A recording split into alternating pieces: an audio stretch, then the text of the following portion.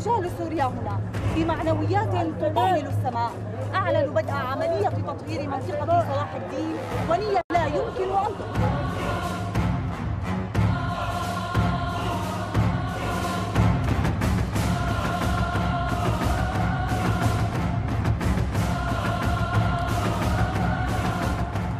أبطال الجيش وكعادتهم بدأوا في الانتشار في المنطقة المراد تطهيرها، وهي منطقة صلاح الدين.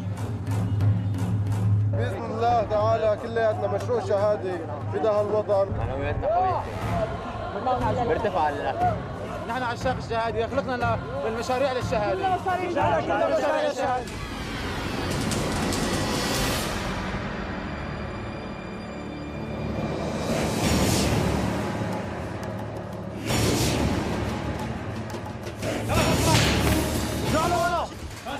وكالعادة كان القناصون في انتظار أفراد هذا الجيش.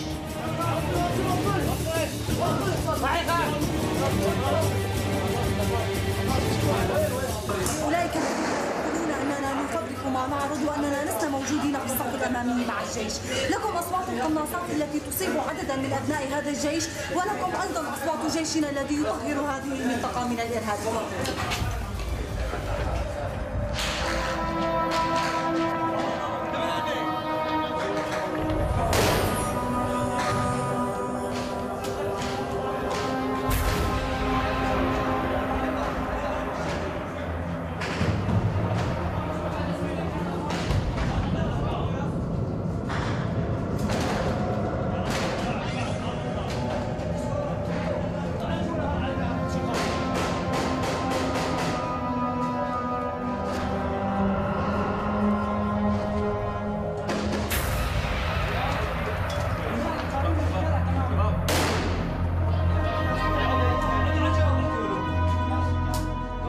وبجهود أبطال الجيش تم إسقاط عدد من القناصين.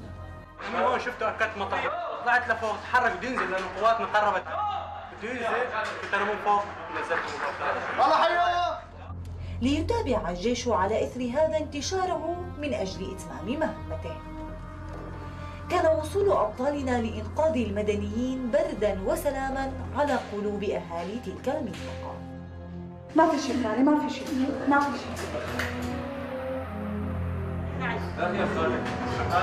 لا يا خالد، لا تفضل. ريحي حالك خلي للأداء. الله يستركل عليكم بجاه النبي. الله يستركل عليكم. حيث خربوا البلد، والله تتخرب البيوت لكرمانا ونحن ما نزل.